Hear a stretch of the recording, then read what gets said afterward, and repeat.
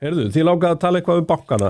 Já, það nú bara það að við vorum að ræða þessi málum daginn að varðandi ef að eru hugmyndir sölu á Landsbankanum.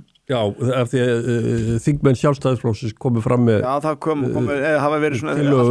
Þetta komið í umræðina hvort að selja... Ég var með einhverja rugltölur í huga þegar við vorum... Nei, það var bara hvaða hlutur væri... Já, það var eiginlega... Við skulum bara orða það þannig, sko.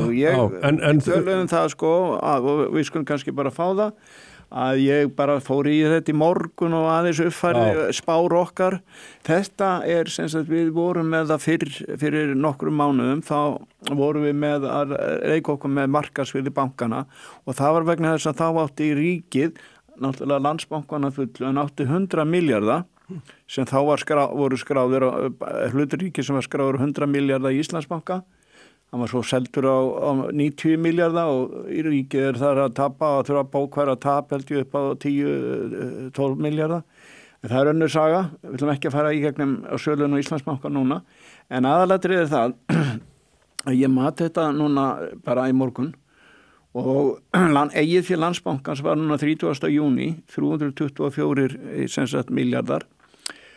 Og Arion banki var með 204 milljarða í eigið fé og með markaðsvirði Arion banka 255. Við sjáum hins vegar og ég tók það bara hlutfall og það þýddi það að ég að gefa mér það að virði Landsbankans sé að minnst á kosti 400 milljarðar og þá ég bara að taka út frá eigið fé. Nú en ef við hins vegar skoðum hagnar fyrstu 6 mánaðan vegna þess að virði fyrirtækja verður er nú oft út frá, kannski Arnar settu hérna glærun á aftur, það lengst til hægri þarna, að það sem sagt hagnaður fyrstu 6 mánuði þessa árs, þá hagnaður Landsbankans og Arion banka á samaróli, bara 18 milljarðar og þarna var sem sagt voru tekjur upp á 5 milljarða óreglulega tekjur í Arion banka, þannig að þetta kannski gefur ekki alveg rétta mynd. En við höfum náttúrulega verið að vitna hér til í verðmat sem félagar okkar sem hafa komið inn í þáttinn, bæði Snorri Jakobsson og hann hjá Akki. Þeir hafa báðir verið með verðmat á þessum á bönkunum í Kauphöllinni sem talsvert yfir skráðu yfir sölugengi í dag. Þeir reynda með nokkuð fyrirtæki sem við fjöllum daginn. Þar voru með nokkuð fyrirtæki sko, sem eru það sem eru undir verðlögð og það kannski fyrst hann stúta vöxt maður líka séð og líka það sem við fengi frá félag okkar Helga Víbli og þar hefur verið sko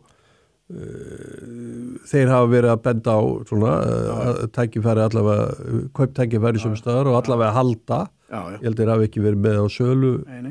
Nú verður fróðilegt að sjá sko með Íslandsbanka ef þetta þessi dómur sem við kannski ég ætlaði að byrja að tala áðan vaxtamálið, það þessi að dómur og endurvekja það. Já, það svolítið skrítið mál að þessi bankarnir sluppu í sem sagt undirrétti, svo var málið flutt í vor í Hæstarétti og þar var einhvers konar ályktun og maður hélt nú að þetta mál var bara búið.